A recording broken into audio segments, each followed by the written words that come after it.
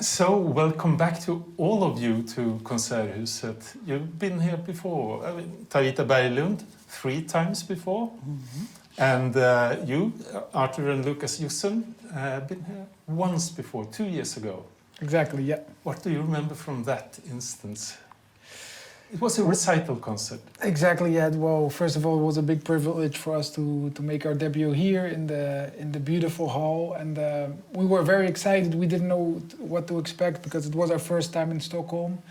But I remember a full hall with a very warm welcome and an amazing audience. And I mean an amazing audience in the way that they gave us the feeling as if we were playing already for 20 years here in Stockholm. And that's very rare, that's very special. And we live for those kinds of concerts, those kind of live performances. We love that so much. And so it was one of the most special debuts, but I think concerts for us to play, yeah.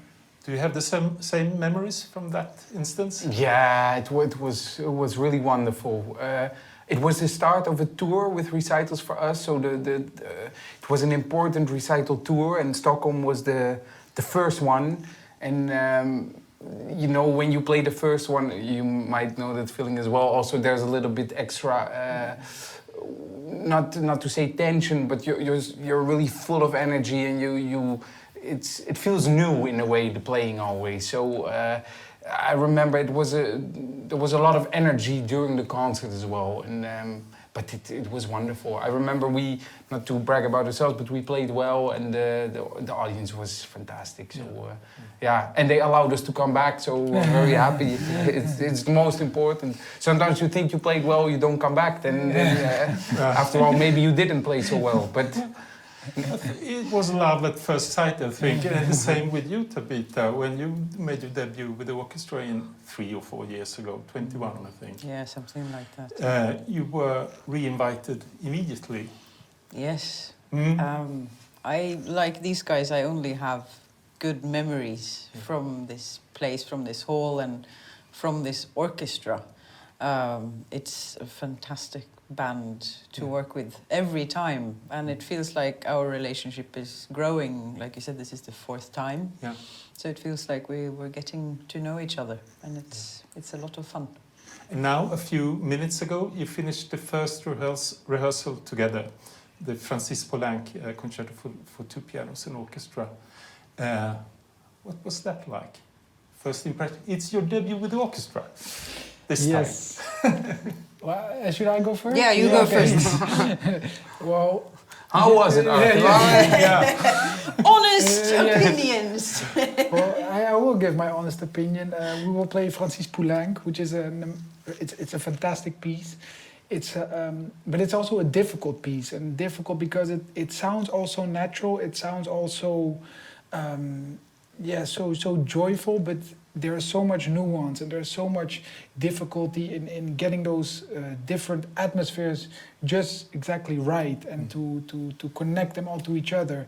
And mostly on the first rehearsal, it's one big chaos because it's a lot of notes, a lot of different rhythms for the orchestra. When they see it for the first time, it's often a bit of a shock, like, whoa, what's going on? But I had the feeling we already did 2 rehearsals, and it was the general rehearsal before the concert. So if that's the feeling for a first rehearsal, then I think it can only be great on the concert. So, and that's really my honest, I'm not saying that... And you, Tabita, do you have the same impression from a conductor's perspective of the piece, the difficulties, the rhythmic? Well, it's tricky, I will say. But these guys play it so clearly, so organically, so musically, that it's really very easy to follow. Extremely easy to work with, I have to say. It's a true pleasure. So they make it easy for us. Yeah, and it is different from having one soloist, because when you have one soloist, you see the conductor turn to the soloist now and then. But in this case, we only see your back because you're concentrated with the orchestra, and they are playing behind you, both of them. It is, in this case, with 2 soloists, 2 pianists, difficult to keep in contact with what's happening behind you. No, I mean, well, first of all, these guys are incredibly well synchronized. Yeah. I mean, you almost can't hear when one is playing and when both is playing. It's really one organism, if I may say so. So that's one thing. The other thing you should know is that whenever a conductor and a soloist and an orchestra works together, you work with your ears. You know, it's sometimes useful to have a visual contact, but what you're really using 90% of the time is the ears only.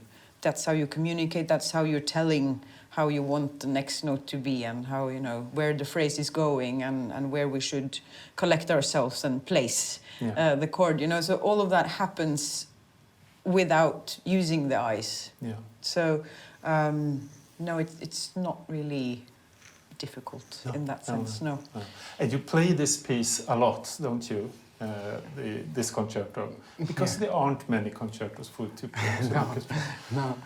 No. I think there's more than most people think, but still, of course, the repertoire is much more limited than, let's say, the piano solo repertoire or a violin. You play the Mendelssohn a lot as well. Yeah, there's two Mendelssohns, which are wonderful, actually, and they're not played that much, but they're really great. Two Mozart piano concertos, Poulenc, Bartók, which is actually the sonata for percussion and timpani, but you also have the orchestral version. It's more like a piano concerto. Martineau, Philip Glass. Am I forgetting some stuff? Britten, Scottish ballad. And then there's a lot of new works, new piano concerto by Fazil Say, especially written. But the ones that you mentioned, are they all in your repertoire? Yes, yes, actually. I think yes. Yeah, they are.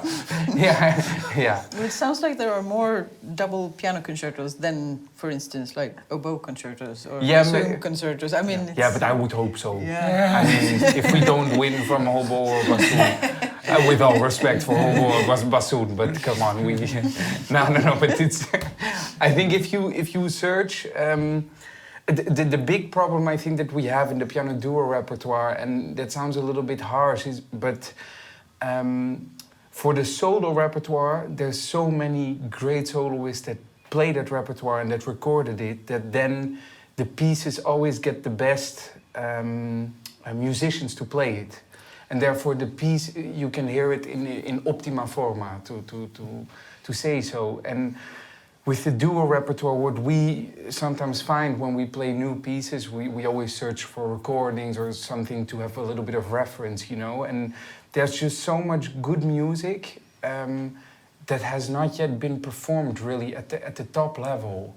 And that's really a shame, because then I think many people say, yeah, but it's less good than a normal Mozart concerto or a normal, and it's not true. Some pieces are really very high quality, but have not been approached in the same way that a lot of the solo repertoire always has been approached. And with the Mendelssohns, for example, they're also a little bit long, which makes them difficult to program.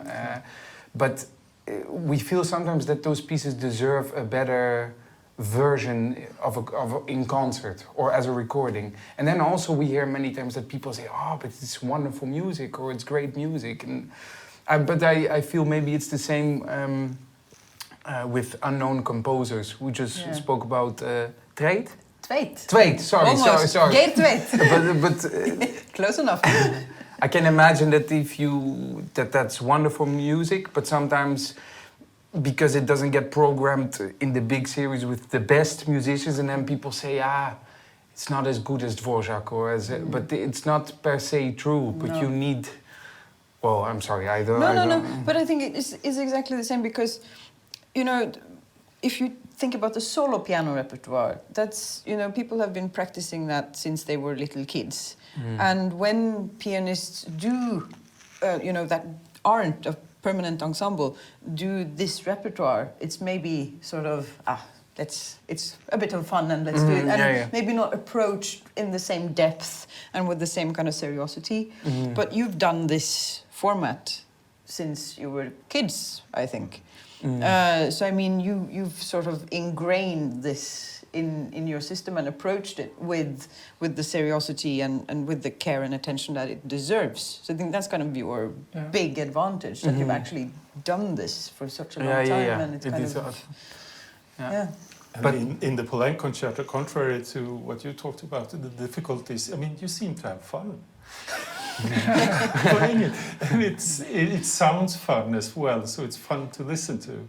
Yeah, well, I think it's a fun piece. That in the first instance, I think it's a really fun piece. But in general, and maybe that sounds a little bit naive, but we always try to have fun, and that sounds a bit childish, but maybe sometimes in this world where, of course, you have to perform at the highest level, and you have to give the people high quality, absolutely, and we always try to do that, but sometimes it's also just fun, also for us, and we try to remember that as well, because sometimes with the concerts and the career, so to say, there comes so much pressure or so much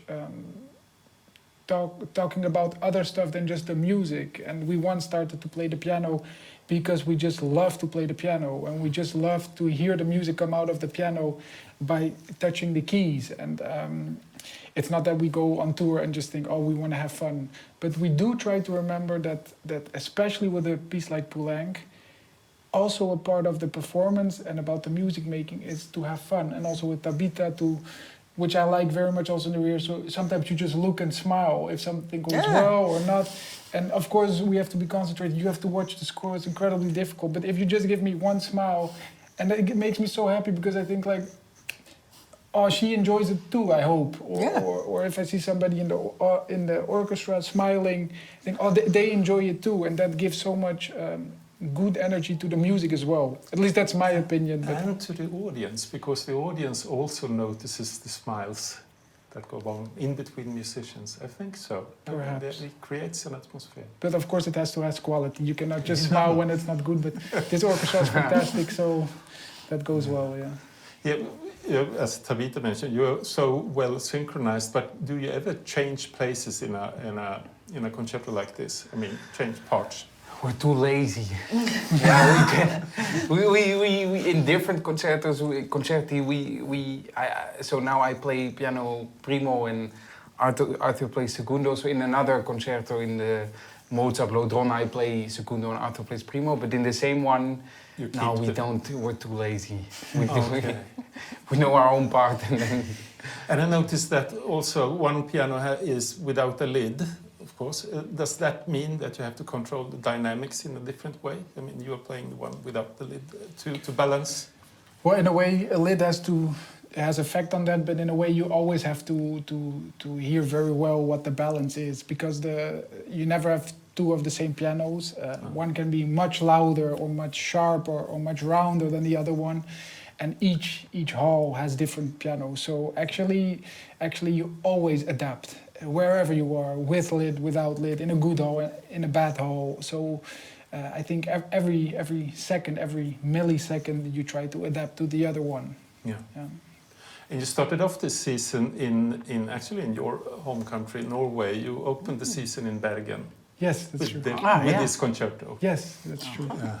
But it is the first time that you work together. Yes. Isn't it? Yes. It is. Yeah. Not the last time. Hopefully not. It depends of Tabita, not us. We I'm the one deciding. She's the boss, so how much money do you want?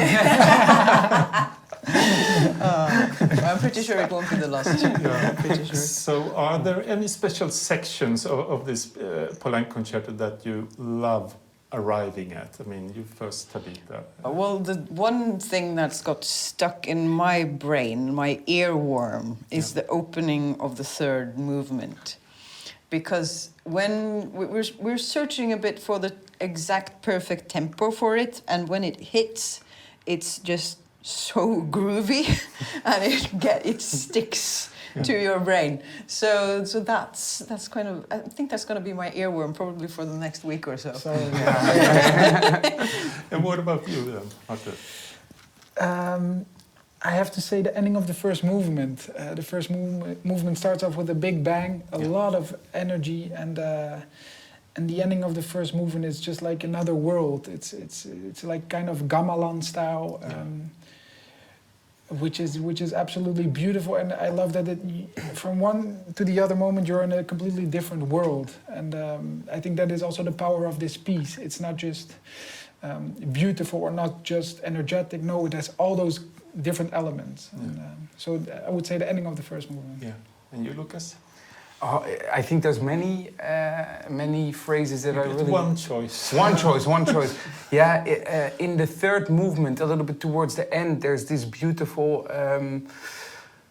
it is romantic, but it's also not romantic. There's this theme that's a da da da da da da da da, and I accompany. First, Arthur plays it on the piano 2 times, da da da da da da da da, and then the orchestra comes in with the strings, and this is like a pure blanket of warmth, and I feel that this is really typically French. And I feel it in Daphnis and Chloe from Ravel, but also in Gloria from Poulenc in the end. This is something that is so typically French, and in every good piece of a French composer, I feel it somewhere in there, these kind of moments that you feel it coming slowly, and then when it's there, it's just warmth. It's pure warmth. And then after that, it disappears also, but I love that part. And, but maybe now I put so much pressure on this phrase that people hear and then they think, yeah, it's okay, but... I feel cold. So you say very French, but also on a maybe superficial level, you hear Mozart and perhaps the neoclassical Stravinsky a lot. Yeah. Things like this. Yes. That they come together and create something indeed very French. Yeah. What did you say also? You said something about Stravinsky? Stravinsky Circus Plays. Circus Plays, yeah, I like those. It's really Stravinsky Circus. Yeah. But the second movement is so Mozart. Yeah. I mean, it's really... parts of it could have been Mozart, almost, I think. Yeah. Maybe a little sampled. Yeah. Yeah. Maybe so. Yeah. Then we are moving on to more French music after the Poulenc concerto and after the break. Yes. Lily Boulanger. Yes. This fantastic talent that died far too early. I wish we could have kept her a few Yeah, more years. A few more years. Yes. This piece was written when she was 24, I think. Yeah, just before she died. Yeah. How did you get to know Lily Boulanger? Through her sister, Nadia. Yeah. I remember hearing about Nadia Boulanger, who, of course, was this phenomenal teacher. Yeah. All the great composers of that generation went to study with her. And I've heard of this woman, and I thought, well, did she write music? You know, I would love to perform a symphony by Nadia Boulanger. And then, no. Well, she did a little, but, you know, the one you should really check out is her sister, Lily. She has really fantastic music, and that was my introduction to her. Yeah. Also sounding very French, of course, but there's also some German, Yes, she's sort of... I mean, she is, of course, French, but it's... her language, I agree. It's not only that. It's much more difficult to put your finger on it. But it's a little heavier and dense, maybe. Yeah. Have you two played any Boulanger music? No. No. Also, I'm not very aware of maybe some arrangements but we haven't. No. They're only small chamber music pieces Yeah. with the piano and different instruments, I guess, and songs, of course. Yeah, I mean, the piece we are playing was originally written for piano and cello. Yeah, Yeah. D'un Soir Triste. Yes. Yeah. Yes, and then there's also a sibling to that piece. Yeah. Printemps. Printemps, yeah, written for trio. Yeah. But actually, Nadia Boulanger, she wrote a piano concerto. It's not called a piano concerto, Okay. but it has been played here as well. Okay. Is Yeah. it good? Well, it's okay. But not fantastic, but interesting. I mean, Yeah. she wrote all of her pieces when she was very young, and she, I mean, contrary to her sister, she became very old. She died in the, I don't know, She lived for a long time. Yeah, 90 years or something like that. Yeah. I mean, she taught Quincy Jones, so, you know. Yes, for instance, but Bacharach, I think, as well. And then after the Lily Boulanger piece, which I think is fantastic, it's a sort of farewell piece because she died shortly after that. Can I just say? Yeah, I please. think you can hear towards the very end of that piece, at the last 5 bars, I think, it feels like she's going to heaven. It's kind of, the whole piece is so dense and sad, but then suddenly you have this light. Yeah. And I imagine that's kind of... And then after that, Romeo and Juliet, Yes. Prokofiev's ballet music. You have, of course, you two played a lot of Prokofiev piano music, but maybe you didn't write music for 2 pianos, or did he?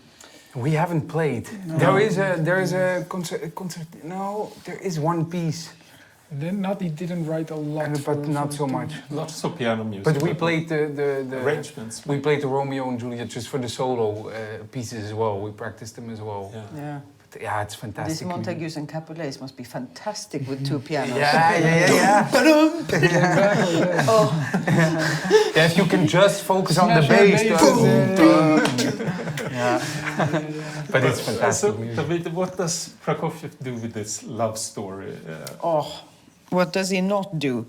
I mean, it's... For me, you could just listen to this music and you would have the whole story. He is brilliant at finding exactly the right character, the right mood.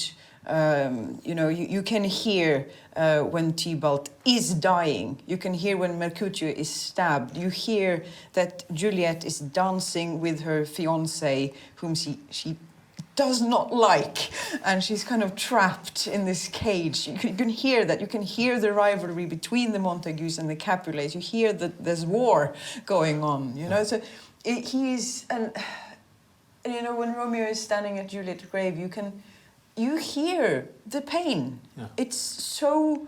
It sounds simple and banal and everything, but it's so extremely clear. Yeah. And I just love this music. Yeah, yeah. And in this case, I mean, there are 3 concert suites made out of the ballet music.